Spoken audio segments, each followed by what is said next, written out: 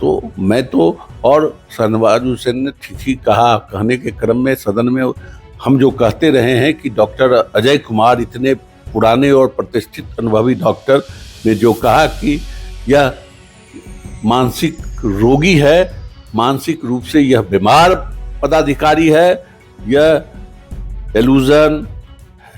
Delusion और hallucination से सफर करने वाला पदाधिकारी है, इसीलिए इसकी मानसिक जांच की जानी चाहिए और इसको किसी मानसिक अस्पताल में भेजना चाहिए। उस समय शिक्षा मंत्री ये नहीं थे, दूसरे थे, तब भी कहे हैं।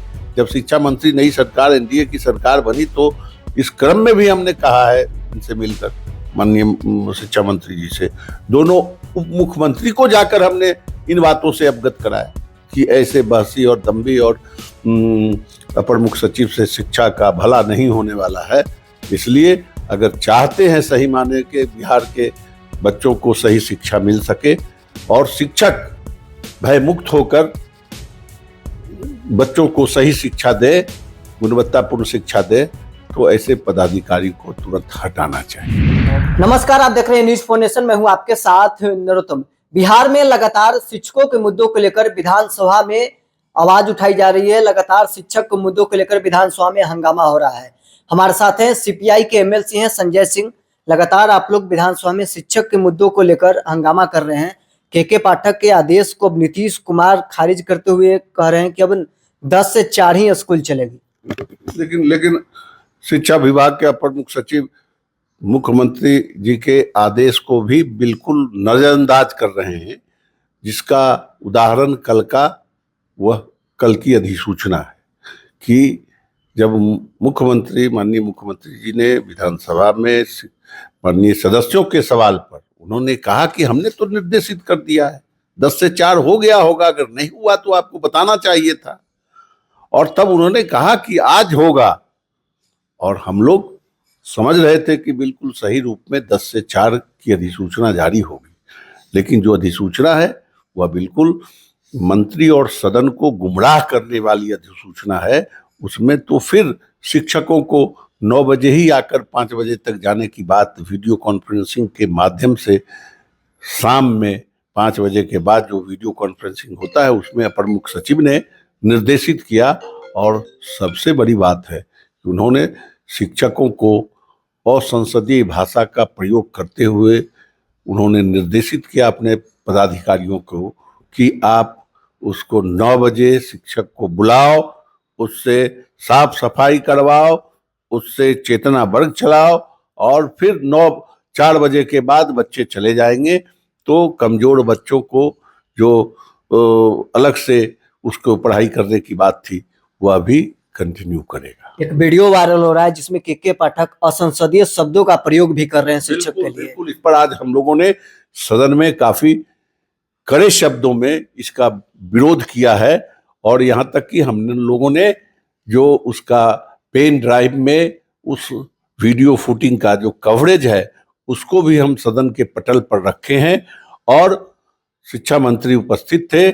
उसमें सबसे बड़ी बात है कि श्री शहनवाज हुसैन जो पूर्व केंद्रीय मंत्री हैं, आज वो बिहार विधान परिषद के सदस्य हैं, उन्होंने भी खड़ा होकर हम लोग की मांग का समर्थन करते हुए कहा कि हम भी प्रिविलेज कमेटी में, केंद्र में हम उसके अध्यक्ष थे, और वहां भी एक केंद्रीय पदाधिकारी के साथ यह असंसदीय भाषा का प्रयोग किया था, तो इस पर प्रिविलेज चलाया गया था। और बिहार में भी कई ऐसे मुद्दे आए जिस पर कि के पाठक पर प्रिविलेज चला है, प्रिविलेज मोशन। तो मैं तो, और शहनवाज हुसैन ने ठीक ही कहा, कहने के क्रम में सदन में हम जो कहते रहे हैं कि डॉक्टर अजय कुमार इतने पुराने और प्रतिष्ठित अनुभवी डॉक्टर ने जो कहा कि यह मानसिक रोगी है, मानसिक रूप से यह बीमार पदाधिकारी है, यह डेल्यूजन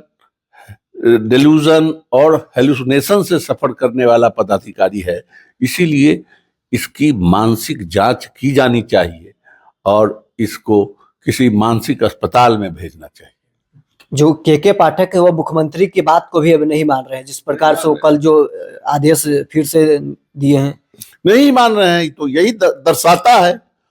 इस बिहार के शिक्षक तो इसके भुक्तभोगी है, लेकिन आम जनता भी, आप मीडिया के माध्यम से और अपने बच्चों के माध्यम से, अपने शिक्षकों के माध्यम से, अपने उनके बच्चे जो शिक्षक के रूप में काम करें उनके माध्यम से आम जनता भी समझ रही है कि माननीय मुख्यमंत्री के निर्देश के बाद भी यह अपने तरीके से चलने वाला पदाधिकारी है। मैं तो समझता हूं कि ऐसे पदाधिकारी से बिहार की शिक्षा व्यवस्था कभी मजबूत नहीं हो सकती, कभी दुरुस्त नहीं हो सकती। ऐसे पदाधिकारी को तो तुरंत हटाना चाहिए, हम माननीय मुख्यमंत्री जी से मांग भी करते हैं। लेकिन मुख्यमंत्री कल जो विधानसभा में वक्तव्य दे रहे थे तो आप लोग के तरफ विपक्ष की ओर इशारा करते हुए कहें कि आप लोगों ने अभी तक हमसे अवगत नहीं कराया था कि के पाठक इस प्रकार के फैसले ले रहे हैं। के पाठक जब हमने बिहार माध्यमिक शिक्षक संघ के महासचिव ने, पूर्व सांसद शत्रुघ्न प्रसाद सिंह ने, डॉक्टर संजीव कुमार सिंह एमएलसी शिक्षक प्रतिनिधि ने, और मैं खुद 3-3 बार मुख्यमंत्री जी से समय मांगा। समय देते तब तो मिलकर कहते। जो समय दिए हम शिक्षा मंत्री से कह चुके हैं। उस समय शिक्षा मंत्री ये नहीं थे, दूसरे थे, तब भी कहे हैं।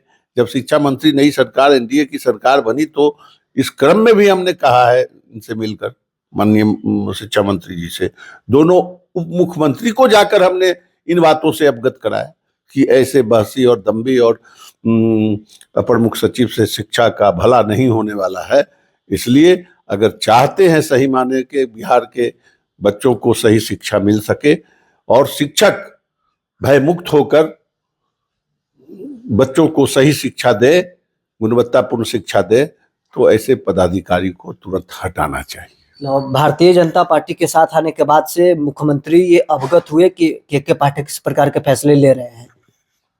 पहले से भी हम अवगत तो पहले से भी कराते रहे हैं, जब भी मिले हैं इधर हम लोग समय मांगे हैं तो व्यस्तता के कारण नहीं दियो। सदन में वक्तव्य दे रहे हैं तो अब तो वही बात हम लोग मानकर चले। लेकिन हम लोगों ने तो ये बात जाकर पहले भी उनको बताया था, और वो खुद इस बात की गवाही दे रहे हैं अपनी बातों से, अपने वक्तव्य से, कि हमने तो निर्देश दे दिया और आज तक नहीं हुआ, फिर क्यों नहीं बताएं? क्या फिर मुख्यमंत्री के यहाँ जाने के लिए दरवाजा 24 घंटे माननीय सदस्यों के लिए खुला हुआ है? ये तो सबसे बड़ा सवाल उठता है कि उनके जो सलाहकार हैं, उनके जो प्रधान सचिव हैं, जो उनके साथ दिन रात रहते हैं, उन नौकरशाहों का दायित्व था जो उनके मुख्यमंत्री के सचिवालय में कार्यरत हैं, उनके सलाहकार पूर्व मुख्य सचिव बिहार दीपक कुमार जी हैं, उनका दायित्व बनता था। सिद्धार्थ जी प्रधान सचिव हैं, उनका दायित्व बनता था। अनुपम कुमार जी का दायित्व बनता था। उन लोगों का दायित्व था कि अगर शिक्षा सचिव, अपर मुख्य सचिव शिक्षा ने अगर मुख्यमंत्री के निर्देश देने के बाद भी 10 से 4 नहीं किया तो दायित्व तो उन्हीं का न था। मतलब के पाठक के ऊपर अब कार्रवाई होगी, उम्मीद है?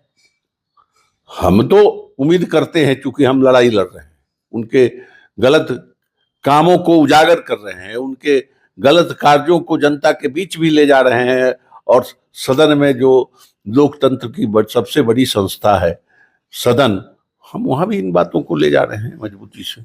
इसलिए हम तो उम्मीद करते हैं कि उनको हटना चाहिए और हटाना भी चाहिए। तो आपने सुना क्या कुछ कह रहे थे सीपीआई एमएलसी संजय सिंह। फिलहाल के लिए बस इतना ही। आप बने रहे न्यूज़4नेशन के साथ।